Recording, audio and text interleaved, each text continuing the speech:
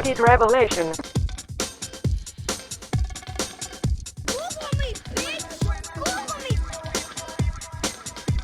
I'm Donald Trump, and I approve this message.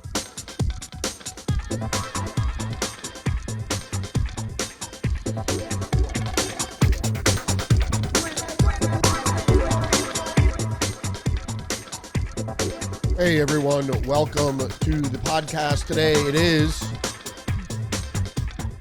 March 20th. All right, so we're going to get into the news in just a second. We got about 35 headlines to get through. So let's get started.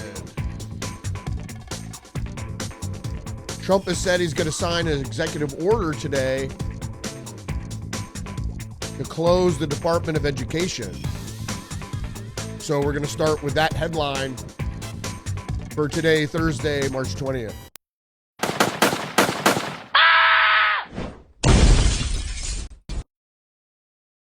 All right, NBC News has the headline, Trump set to sign executive order shuttering the Department of Education. Closing the department requires an act of Congress, but Trump could make it nearly impossible for remaining employees to carry out their work, much like USAID. I hate to break it to NBC. It doesn't require an act of Congress because it was instituted in the 70s by President Jimmy Carter through an executive order.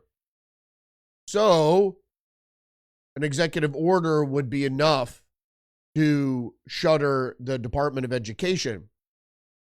Unfortunately, if you want to cease funding, that would take an act of Congress. And Trump said himself that he's not going to end the funding that's distributed to states and their school districts. How is everybody today? Welcome. Don't forget to engage the channel, like, subscribe, leave a comment. Share the podcast. All right, let's get into the next headline here, which is from Reuters. Trump to sign order to shut down Department of Education, the White House says. Now, he's going to do that today, apparently. I'm not sure. I'm looking at the breaking news here, and I don't see it yet. Trump would need votes of Democratic senators to shut the agency. Again, Reuters is going ahead with this thing that it needs an act of Congress. I don't know if it does. It was instituted through executive order, so I believe it could be shut or dismantled through an executive order as well. Democratic attorneys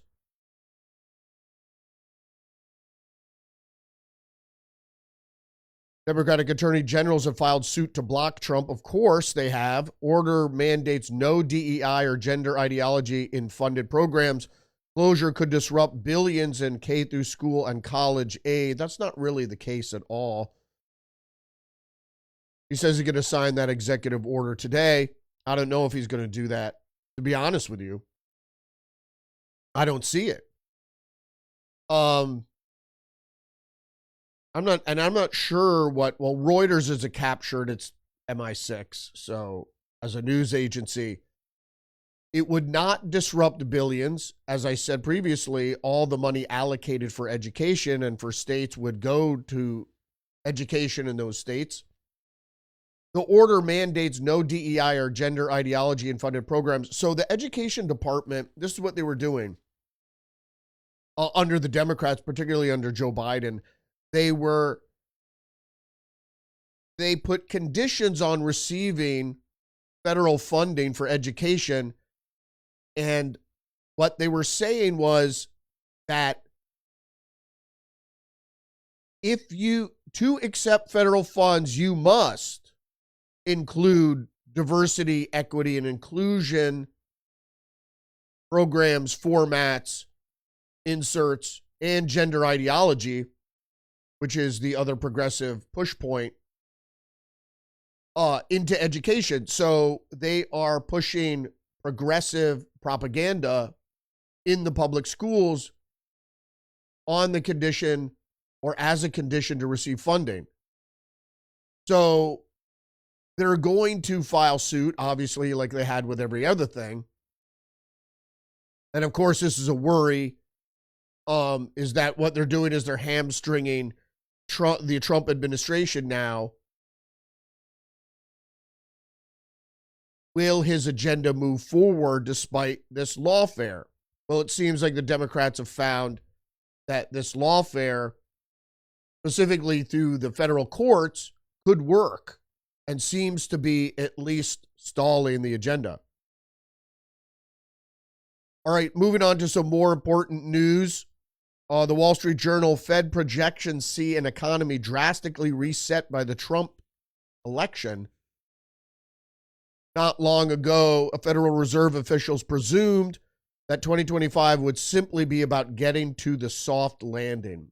Well, they've been talking about soft landing for years or even decades, about this quantitative easing and all this other shit, because of their inflated economics.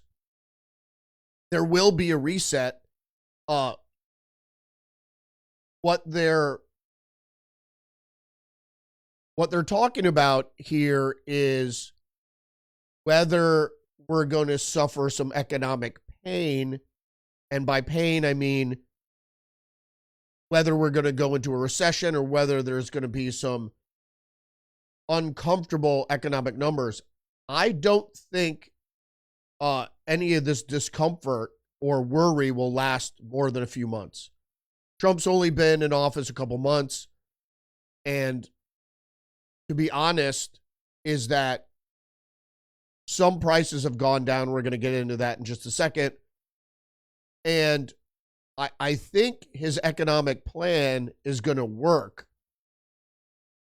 I liked when he had Kudlow in there and Newsom. They made a good team. But I suspect that his inkling into what would turn around the economy, but they're also doing drastic things. And so there might be an uncomfortable period fiscally, economically in the near term, but Wall Street seems to be raising the alarms, I think, as a scare tactic. Zero Hedge is reporting White House hails recent drop in eggs and gas prices. The White House on March 17th announced a drop in egg and gasoline prices, calling it a win for the Trump administration. Well, we all certainly agree, right? Is that any drop in prices is good. One of the things was they were stopped culling all the chickens. There's no evidence to suggest that that infected hens pass any bird flu virus to the eggs. We don't know that. Also, a drop in gasoline prices because Trump's friendly approach to fossil fuels and all the unwinding of these green regulations around fossil fuels is going to make it take the pressure off those industries. Also a win for the Trump administration. Drug overdoses are on the decline in charts, or in reality. Fatalities from drugs, including fentanyl, are down from recent peaks. And I'm showing a graph here that shows that it's commiserate with the closing of the southern border. So when Joe Biden started to act on the southern border to try to get himself reelected and then to get Kamala Harris reelected, most of the damage had already been done. You have a peak in the third or fourth quarter of 2023. And then already in 2024, you could see that when Biden started clamping down on the border, which he always had the power to do, that the decline in fentanyl overdoses and other drug overdoses, because fentanyl is not the only drug that comes across the southern border. We have other drugs as well. Marijuana, methamphetamine, et cetera, et cetera. More news from Just the News. JFK docs offer colorful details of Lee Harvey Oswald's life in the USSR, shed light on U.S. intel ops. The brief synopsis of what we discovered with this new dump, which is an old dump. Most of this stuff has already been declassified. What we understand here is, first of all, it's not all the 80,000 docs. It's about 60,000. And what an initial foray into the documents show is that most of this stuff we already know. The insights from this initial data dump, which is what it is, they give you a haystack and say, find the needle. And meanwhile, all the needles have been thrown away. So they give you a haystack, look for the needle in there, and people are looking for the needle. And what we find is that there are no needles in there. What we did find out is that Lee Harvey Oswald was being run wittingly or unwittingly as a double agent, a triple agent perhaps. And it seems, for those familiar with intelligence operations, it seems that he was being set up as a patsy years before the assassination, certainly months before. Basically, the only thing it says here in the article that's worth noting is it revealed little new information about the incident itself. But it does go on to say, Lee Harvey Oswald first came to the CIA's attention upon receipt of airgram number 1301 in 1959 from the United States Embassy in Moscow, in which it was stated that Oswald had appeared at the embassy on the 31st of October to renounce his American citizenship. The memo reads, because of the counterintelligence implications of Oswald's action, and it goes on, blah, blah, blah. American defectors in the Soviet Union, Soviet bloc countries. Oswald's name was one of those appearing on the list. Doesn't really tell you much.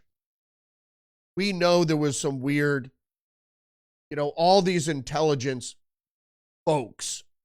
You don't have to be a special agent to be an intelligence asset. And we're going to talk more about intelligence assets as we get into the incident that occurred at the CIA headquarters yesterday, to coincide really with this document drop.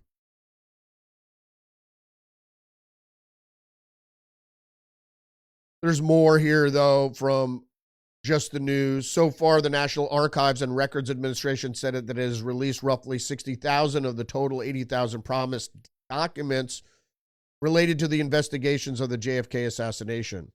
Tulsi Gabbard, who is supervising the release pursuant to President Trump's executive order, promised transparency and that the full batch of documents would be released. This is great, but investigations of the JFK assassination, the intelligence agencies of the United States are complicit in the assassination. Everything, all the signs point to that they were. So whether it's the FBI or the CIA. So any investigative records are going to be red herrings and whitewashes. So, but we are looking for tidbits that may help us piece together what actually happened. Apparently, what we understand is that on behest of a lot of different groups, the global deep state, that the CIA led or trained or ordered the assassination team.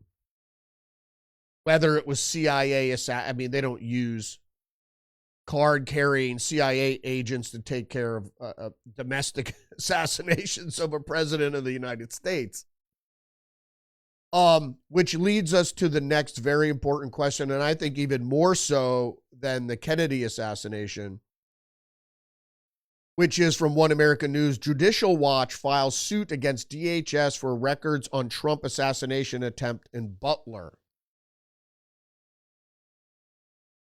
On Tuesday, Judicial Watch filed a Freedom of Information Act lawsuit against the Department of Homeland Security for records related to security provided for the July 13th, 2024 rally in Butler, Pennsylvania, during which there was an assassination attempt on Trump. They stated that they had previously obtained records related to the event, including the Butler County District Attorney Office's records on preparations for the rally and body camera footage from the Butler Township Police Department. However, the group had said that its efforts to obtain the records and data from the federal government have gone unanswered. That's not surprising. Very much like the Kennedy assassination, because it's a cover-up, or they're preparing a whitewash. Federal agencies need to come clean on the events that led up to the assassination attempts on President Trump, said the Judicial Watch President Tom Fitton. It is now 8 months since the first attempt, and the American people have yet to receive the answers under the FOI on the failures of the Biden administration to protect President Trump. Again, this is exactly that the people involved, at least some of the people involved, I don't want to badmouth any kind of law enforcement, but from my point of view, there was a stand down. And I'm familiar with stand downs. I know what they look like. And so if you have two SWAT officers or a sniper team in a window overlooking the roof, and then they leave their post at the exact same time that the assassin gets on the roof, and then the assassin runs across the roof where a Secret Service sniper team was observing that very rooftop, and doesn't shoot him as he's running across the roof with a rifle, you know, he wasn't being protected. Obviously, Trump wasn't. So, and there's a lot of evidence to suggest that the FBI or other federal law enforcement were in contact with the assassin, whether he knew it was U.S. government or he didn't. He was playing spy games. It seems like it was a young kid in his 20s, who thought he was, a secret agent. More headlines from the Washington Post. Social Security numbers and other private information unmasked in JFK files. And they go on to hum and haw that Social Security numbers of people that died many years ago were released. I don't think that's a worry of anybody. Social Security numbers of dead people were released. And the reason they waited so long to release these documents was they were afraid it was going to compromise people's safety. Where most of the people involved in the assassination and in the investigation are now dead. But it's just something that the Democrats and the liberals and the deep state could latch onto.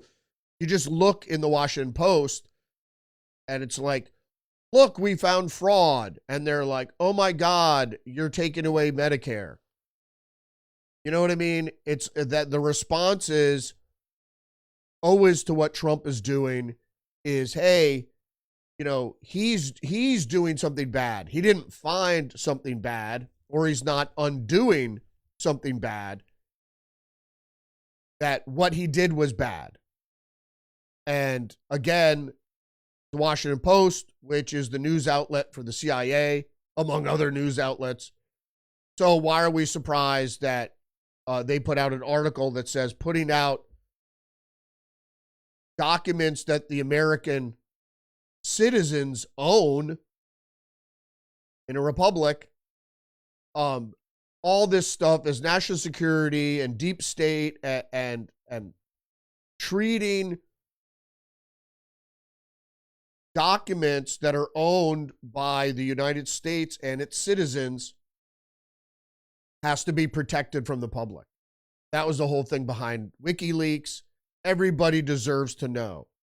And if they don't deserve to know, they at least need to weigh in on whether or not releasing these documents would be dangerous, and dangerous to whom and to what, and what exactly, what risks it pose. I mean, this investigation from, Jesus, for 62 years ago, I think we're safe to say we should know exactly what happened. And they're foot dragging, which means they're complicit. I don't want to go over like I did yesterday. We got about 35 stories to go through. So we have the Federalist here. Republicans don't buy Democrats' lies about Medicaid cuts. Medicaid spending will keep growing. Estimated Medicaid spending exploded by $817 billion in a matter of months, and this was under the Biden administration. Why, that doesn't surprise me. We also have a headline here from a post-millennial. You know, I just want to go back to this Medicaid story, and that's what I clued into it early about reconciling the budget. And obviously Medicaid and Social Security are underfunded or unfunded. But the electorate wants it. And so nobody's to cut Medicaid or to trim Social Security or to trim Medicaid is going to be politically unpopular. So it doesn't, you know, it won't be touched. And if it is touched by the conservatives for good reason, it'll have to be, you know, the details would have to be worked out to mitigate the effect on people that receive those funds. All right. Post-millennial Gavin Newsom schools Tim Walz on why Dems are losing young men to bad guys, quote unquote, like Charlie Kirk, online influencers. Not only do they exist, they persist, and they're actually influencing young kids every single day. And then Tim Walz said shit like, oh, they put them back under the rock from where they crawled. Really using very, as the Democrats are known to do, very nasty language in regards to American citizens. And so you wonder why the Democrat Party is seen so unfavorably. You need to be, as a political party, you need to be an open tent. I guess if you're communist, you don't. Or if you pretend to be socialist, you might. But using defamatory and divisive language regarding anybody who's a United States citizen as a government official, I knew if I heard that, if I lived in Minnesota and I was a conservative or a supporter of Donald Trump or MAGA, and I heard my governor talking like that, I would throw all my money into getting him removed. I don't know why that. I got some issues with this audio. I gotta work on the noise gate, which I'm kind of a neophyte in using. In any case, the article goes on to say, during the latest episode of This is Gavin Newsom, his podcast, the two governors spoke about the ongoing issues in the Democratic Party regarding support among young men. Newsom, who previously interviewed high-profile conservative commentators Charlie Kirk and Steve Bannon, explained The Walz, why these right-wing voices are resonating with young male voters and the working class. It's just nature. You know, there's a certain thing about young men. If you take away what young people need,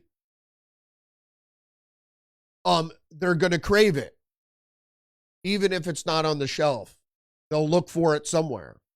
And that's why you had the rise of people like Jordan Peterson and the Tate brothers and others that just, that cater to things that young men want intellectually and physically.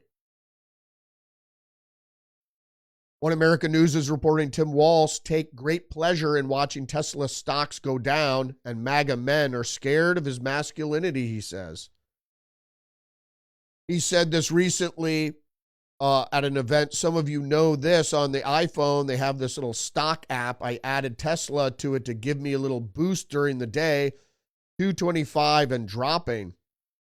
And then he goes on to say, I'm not a vindictive person or anything, but I take great pleasure in the fact that this guy's life is going to get very, very difficult. That's exactly what vindictiveness is. He says, I take great pleasure in someone he doesn't like and someone he hopes does poorly, doing poorly.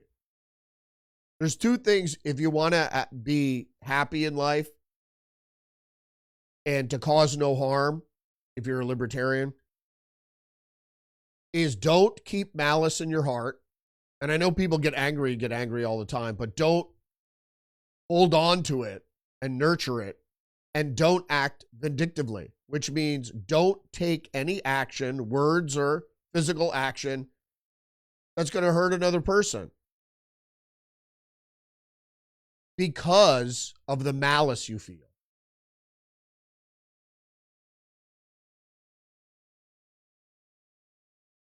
More on Tim Walz, PJ Media, why masculinity intimidates MAGA voters. Does it? He goes on to say, I'm just baffled. It just baffled me how much time they spent trying to attack me, that I was not masculine enough in their vision. We buy their frame on these issues of sexuality, he told the host. And this is Gavin Newsom describing how people attacked him online for appearing gay and not masculine. I think I could kick most of their ass. Doesn't say asses. The funny thing, he said, I was not masculine enough for their vision. And I don't know what that means. Like, for their sight? For their vision? Vision of what? From their point of view. So he didn't say from their perspective, which is correct, or point of view. He said for their enough in their vision. Vision, like, and that's the whole thing. It's all like with the postmodernists, it's all subjective. Everything's subjective reality. And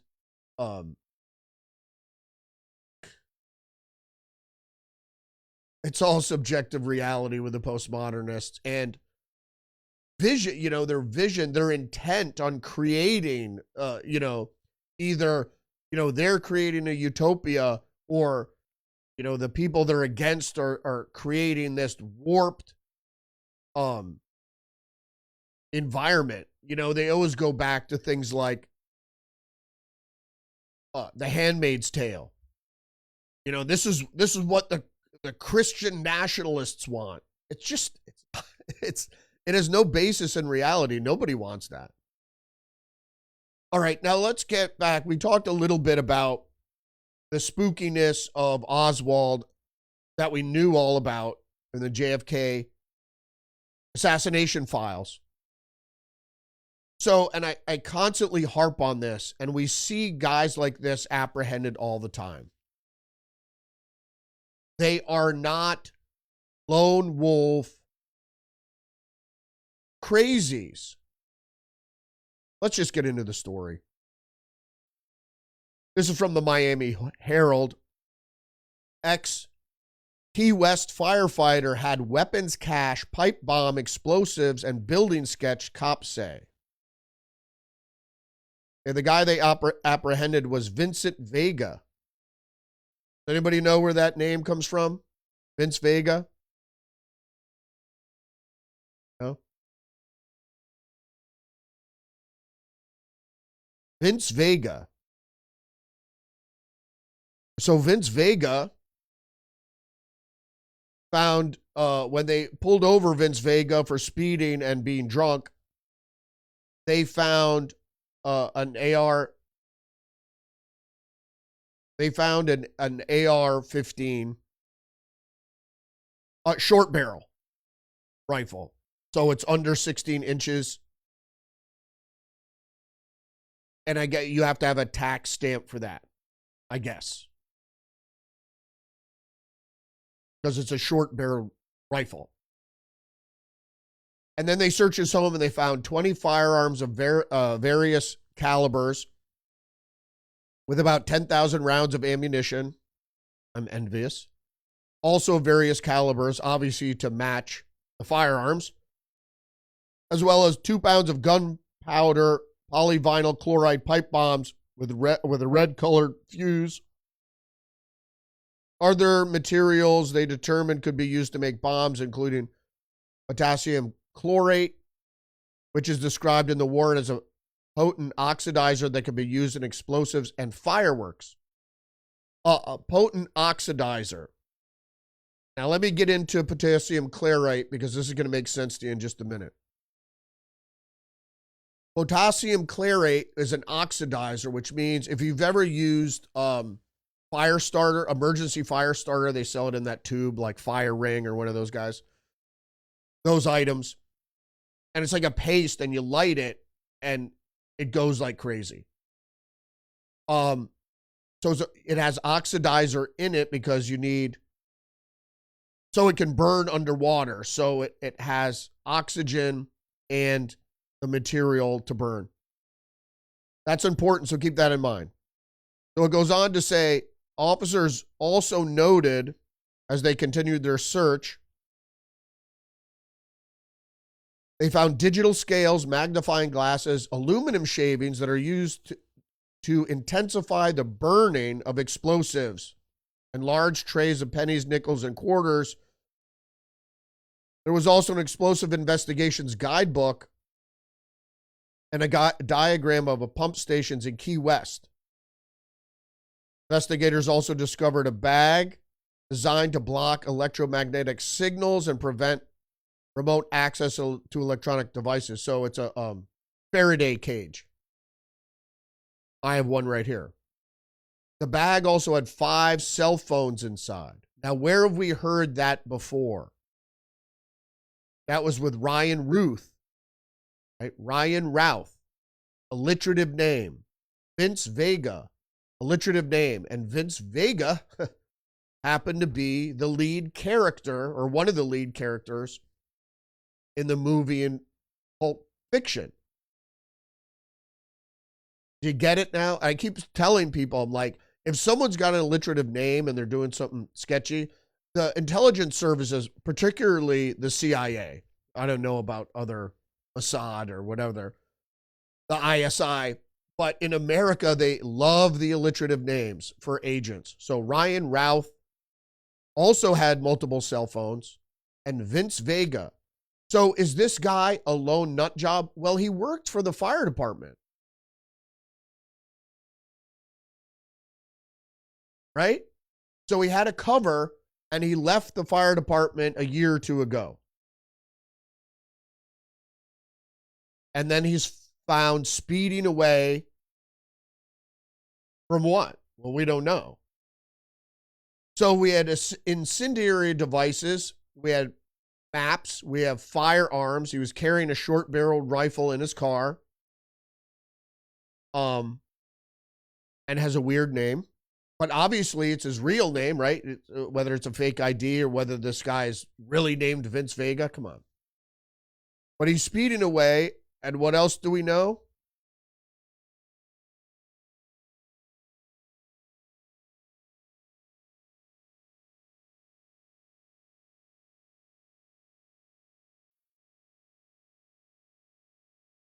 Sorry, I'm having a few technical difficulties today. One with my mic, which is my fault. It's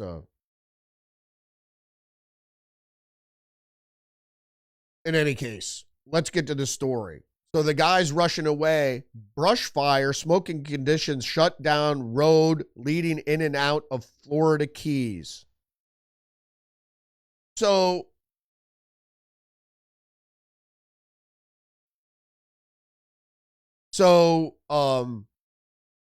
this guy he didn't have incendiary material with him when he was apprehended, but he was found speeding. And also, we don't know in the vicinity, he was in Key West, which is far from the road leading out of the Keys. But I'm just putting it out there. But this guy is obviously a spook. This guy, Vince Vega.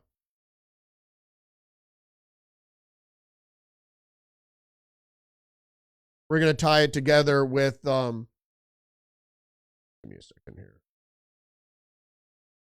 Having a day.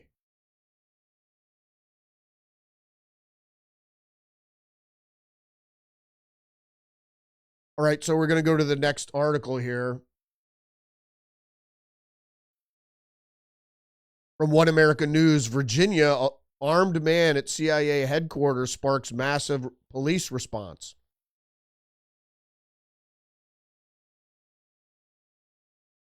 Police responded with a heavy presence near CIA headquarters of Virginia after reports of a man with a gun making threats outside. We don't see any man with a gun. There's no evidence there was a man with a gun. There were just reports of a man with a gun. According to Fairfax County Police, authorities shut down part of Dolly Madison Boulevard in both directions due to the incident in McLean on Wednesday. Responding agencies included a SWAT team, Arlington County and Fairfax County officials. There's an ongoing incident that law enforcement is currently responding to outside the CIA headquarters, said CIA spokesperson. Additional details were made available when appropriate. Well, what do we know? We know that nobody saw anything. There was reports of a man with a gun making threats outside. And so timing is everything. If you want to figure out what the conspiracy is, timing is everything. So at the very moment that the document dump occurred for the JFK files, there's this incident outside. And what they're trying to portray here is that if we disclose sensitive information, then crazies are going to come out of the woodwork and threaten law enforcement. This has happened. This is a false flag thing. It's happened time and time again.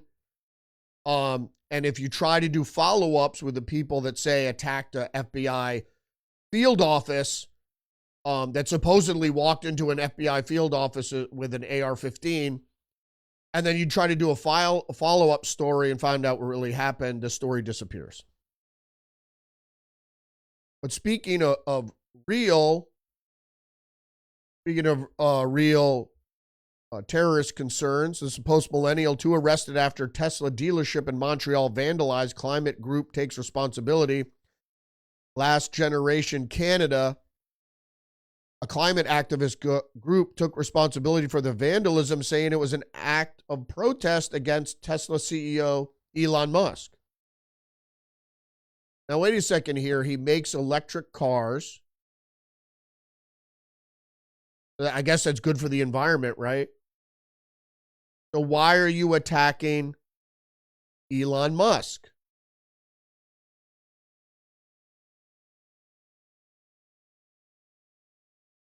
Just have a little issue here. The suspects were later released with conditions and are scheduled to appear in court in May. So without bail, they were released. Last Generation Canada, a climate activist group, took responsibility for the vandalism, saying it was an act of protest against Tesla CEO Elon Musk. The group is demanding that Canada stand up to Tesla's billionaire Elon Musk, who is destroying democracies and spreading climate denial. Oh, I guess that's it. So he's spreading climate denial. Well, I'm not denying that there is a climate. I'm not even denying that there's climate change. I am denying that there's evidence that says it's anthropogenic or caused by people. And specifically carbon dioxide, not carbon monoxide or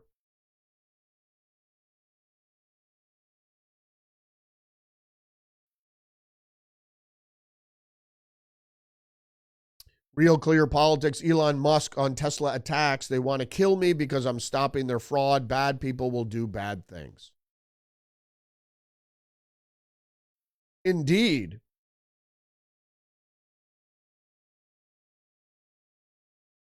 So on Tuesday, CEO Elon Musk reacted to the attacks on Tesla cars and dealerships in a Fox News interview with Sean Hannity.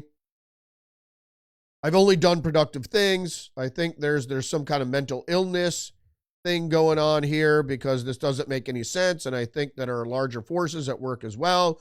I mean, I don't know who's funding it and who's coordinating it because this is crazy. They basically want to kill me because I'm stopping their fraud. Well, that's true. So what is he talking about? And he's a smart guy, so he probably figured it out. Is that here's the situation. People do things, people are manipulated into doing things wittingly or unwittingly by groups they may know or may not know for purposes they may understand or may not understand. So the thing with these attacks on Elon Musk is that the people that are committing the attacks think they're on the side of righteousness. You can't be. If you're involved in destruction, it's not a good thing for the most part. Even if you're using the death penalty to kill somebody, it's not righteous. But they believe they're righteous because they're secular.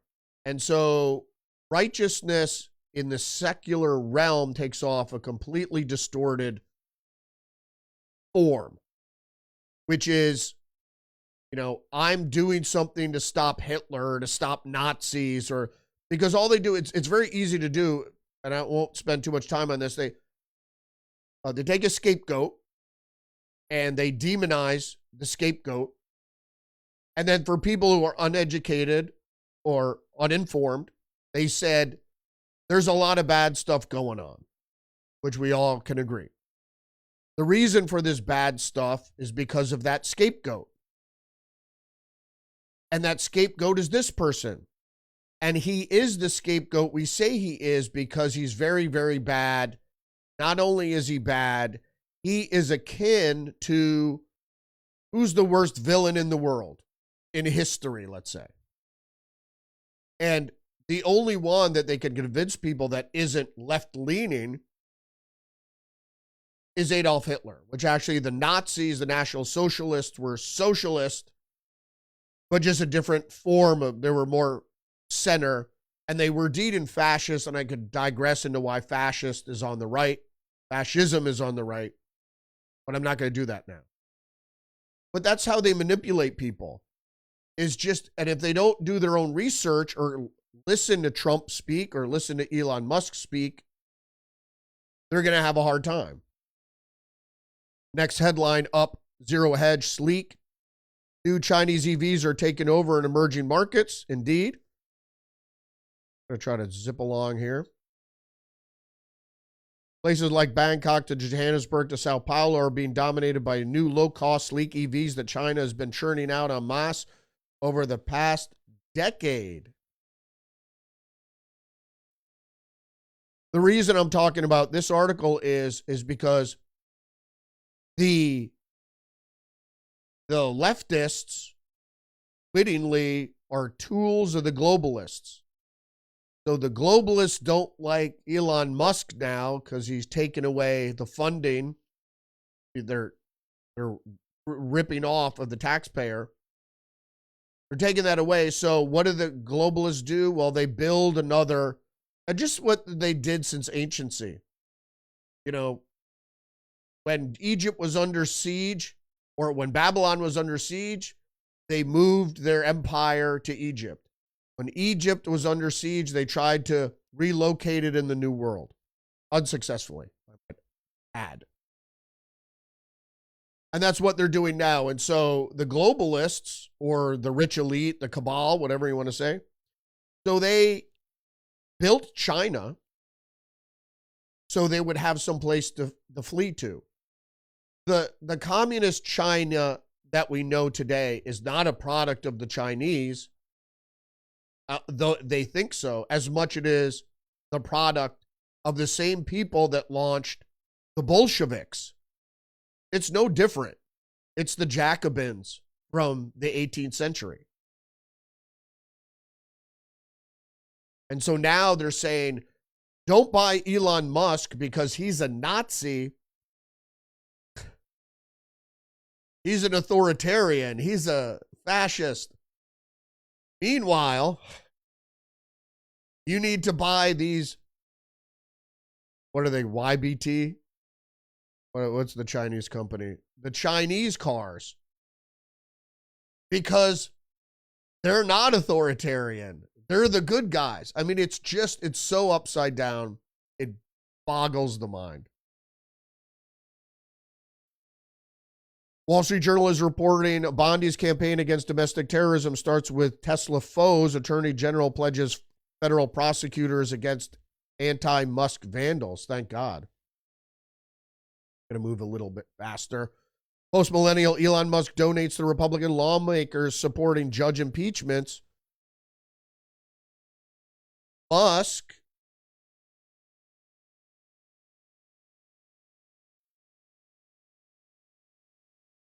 has given the maximum amount of hard dollar donations to the campaigns of several Republican lawmakers who have either endorsed or called for some level of action regarding judicial impeachments.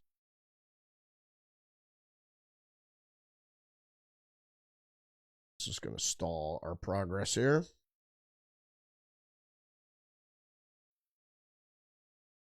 Just the news, CEO of heavily subsidized Amtrak to resign after Musk's privatization idea. So this is Musk basically said that Amtrak's anti-privatization white paper, Musk's comments at a Morgan Stanley event, I think logically we should privatize anything that can be reasonably be privatized, including Amtrak. I will leave you to the very bad impression. The high-speed rail will leave you for a very bad impression of America compared to other folks. So that's what that dust-up was about. So he resigned because he said, you know, are you seriously considering privatizing Amtrak? And he was against it. And I don't know why we should. I don't know why we subsidize for-profit things. Except for maybe commodity producers like oil. If you subsidize oil, it's going to benefit everybody domestically. But it's subsidizing a train fare, it's only going to benefit a train rail that only going to benefit usually people on the Eastern Corridor. But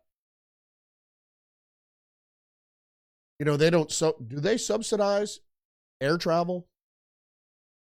I don't know. Next headline. The Federalist judicial coup threatens to kneecap Trump's first America First agenda.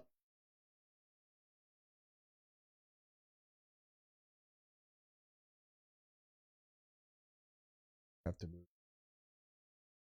So as Vice President J.D. Vance said in a post on February on X, Judges aren't allowed to control the executive's legitimate power, yet that's exactly what's happening. The United States is facing what El Salvador's President Nayib Bukele described as a judicial coup. Indeed, here are some examples. They're trying to reinstate USAID. A judge orders U.S. to keep violent Venezuelan gang members in the United States. Activist judge blocks Pentagon from keeping mentally ill persons out of the military, and they're talking specifically about gender dysphoria.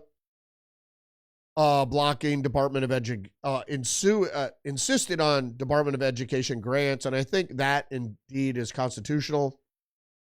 They're trying to block federal spending freeze, which we're trying to get back into a fiscally responsible area. Federal buyout of employees, so actually giving federal employees an exit package somehow is a bad thing. I don't know why that's bad. Doge access to the Treasury records. The liberal justices tried to block that, even though he had every right. And as I said, as the executive of the United States federal government, Trump has the right to do a lot of stuff.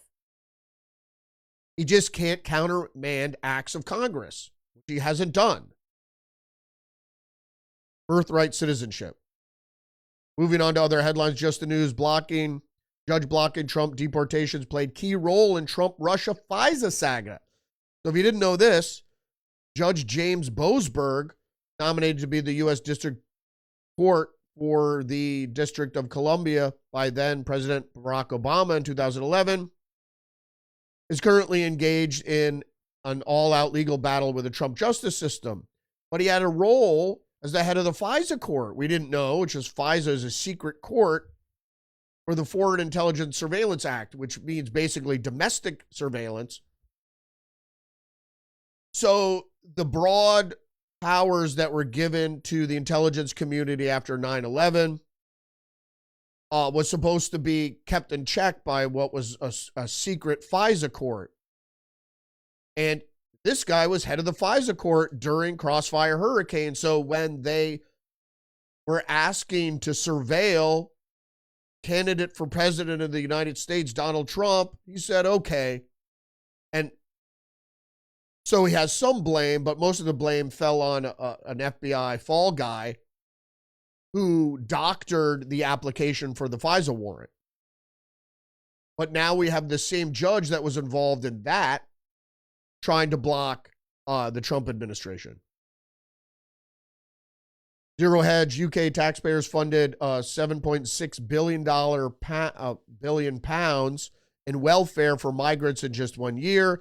And this was from 2023, when apparently it was a conservative administration.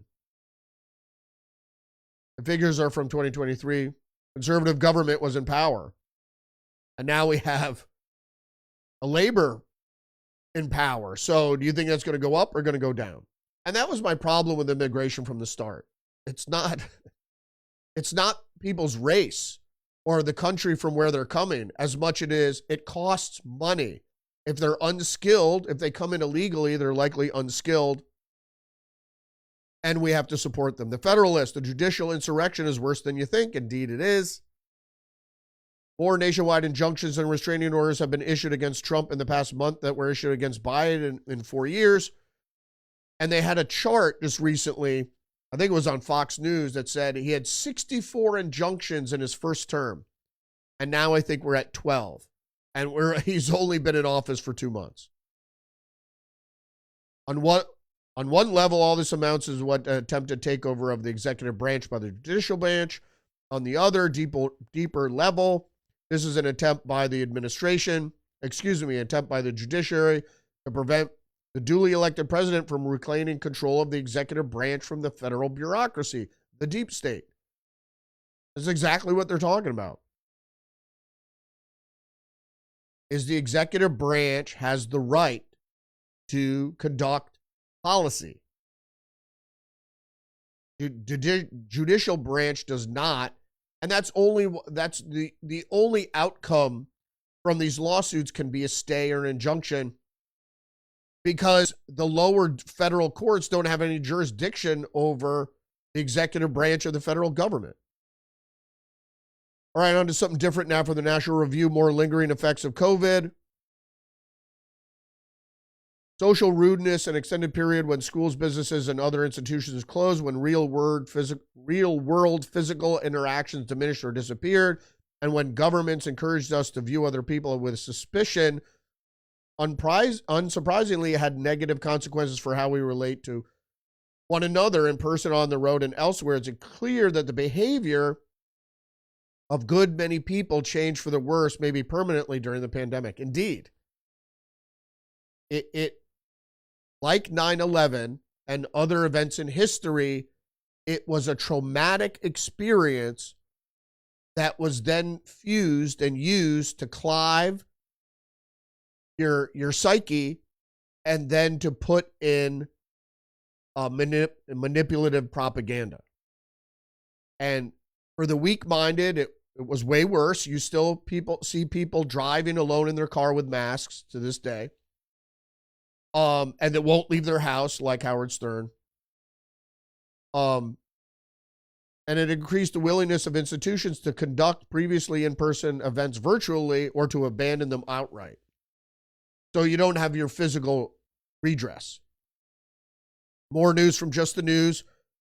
Governor Newsom increases request for Medi-Cal to $6.4 billion while spending $9.5 billion on non-citizens. So that's welfare for the illegal immigrants. So the administration has requested an additional $2.8 billion bailout for Medi-Cal, on top of an additional $3.4 billion, with $9.5 billion going to illegal immigrants. The New Republic, this opinion piece: Schumer faces growing calls from Democrats to resign over cowardice. The progressive group Indivisible called on Schumer to step aside on Saturday, accusing him of having a surrendered leverage while handing Donald Trump, Elon Musk, and their congressional allies the keys to the dismantled government agencies and public services. That's what I said yesterday, is the progressive wing of the Democratic Party is the millstone which will drown the party. Nobody likes, there are progressives out there, but they don't understand how policy works, and especially liberal fiscal policy doesn't work. And they're going to sink the party. So as moderate Democrats have tried to do, they're trying to cast away this millstone of the progressive extremists. And they are extremists because they do, in fact, incite violence upon conservatives and others. Telegraph: the absurd Bridget Macron conspiracy theory sweeping America. False rumors about the French First Lady's gender have been making headlines for years. Now the rumor has resurfaced in the U.S. And if you didn't know what this was, is that people think that Bridget Macron is actually a man, and that Emmanuel Macron is a homosexual. And if you saw him dancing around and getting all touchy-feely with Volodymyr Zelensky, you might say that that's the truth. I think there's a grain of truth in everything. And so that's how I look at it. Was she a man? Maybe. Maybe some time ago. Hard to say. I look at her physical characteristics and I say no. But, you never know. Fox News: new search for Malaysia Airlines Flight 370 approved more than a decade after the disappearance. Ocean Affinity, a U.S.-based company, will be paid $70 million if wreckage is found. So there were a lot of false red herrings that people said they found wreckage. All right, let me tell you what happened. Here's a conspiracy theory. For reasons unknown, the intelligence community hijacked, probably through remote control, hijacked Flight 370, flew it to Diego Garcia, and who knows what happened to the passengers. They might have all been killed. It was going to Beijing, so there might have been some intelligence operation going on there. And then over a year later, they used that plane to get shot down over Ukraine by supposed Russian separatists. So that's the conspiracy. So whatever else you're thinking about, its flight path was headed toward Diego Garcia before it went off radar. And if you're controlling something remote controlling, you have to flip off the transponder anyway. And you would anyway. If it's a secret abduction, you'd have to do that anyway. So it had enough fuel to fly to Diego Garcia in the middle of the Indian Ocean. And then that plane was used later for another psyop. I'm not going to get into that story. New York Post, FBI agent critical of the Bureau since Trump's first term is arrested at JFK Airport and charged with disclosing classified info. I'm not going to go into it's Jonathan Buma, who's a whistleblower, and I approve all whistleblowing. Obviously the system is against him. Anybody who leaks classified info, they don't like, and so they want to make an example of. I don't want to get too much in the story. One American News, dwarf actors prepare to protest Snow White after Disney opted out for CGI instead of actors. It's a disgrace. The problem with this is, fuck the liberals and their stupid DEI and inclusion bullshit. If you have a live action movie where you have dwarves in the story and you can't hire real dwarf actors, that's not inclusive. And to be honest with you, AI and technology is going to get rid of inclusivity altogether because it's going to be AI and there'll be no humans included anywhere. The whole thing was a side issue. It's to distract you about who's being included where and among groups. And everybody's going to be displaced by AI and technology. And people are worried about who's getting what jobs when. And we're not going to have it. And humans aren't going to have any jobs. Just the News, Pentagon reportedly considers NATO leadership exit. GOP Armed Services Committee chairs revolt, of course. If you're getting paid by the military-industrial complex or you're skimming, you're going to have a hard time. So I say withdraw or step back or at least limit the funding. Let Europe fight them out. If they're so much into saber rattling, go it alone then. It's like, you want to go to war with Russia? The United States has traditionally been isolationist. It's only since the end of World War II and the New World Order at the time that this country became policemen of the world. And only because we won the war. Wall Street Journal, Europe hatches plan for Ukraine peacekeepers without U.S. Good. Defense chiefs from the coalitions of the willing discuss how best to put boots on the ground in Ukraine if there's a peace. It's just a trigger. It's just going to be a trigger for a wider war. But peacekeepers in there, they get killed supposedly by the Russians, and we're off to the races.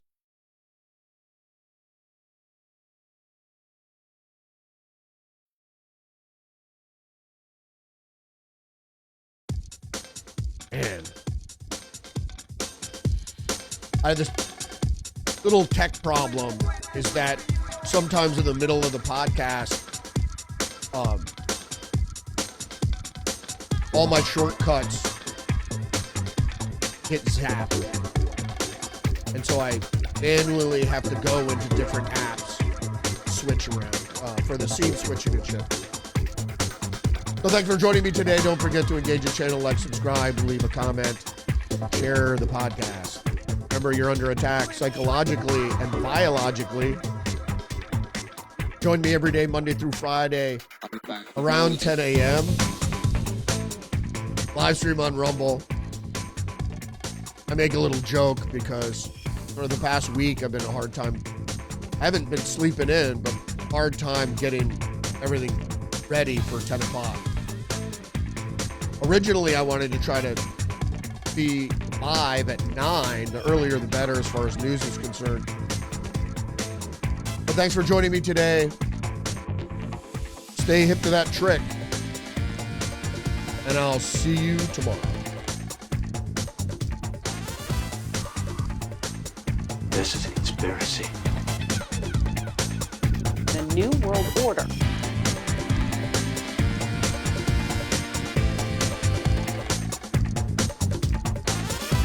You can't handle the truth.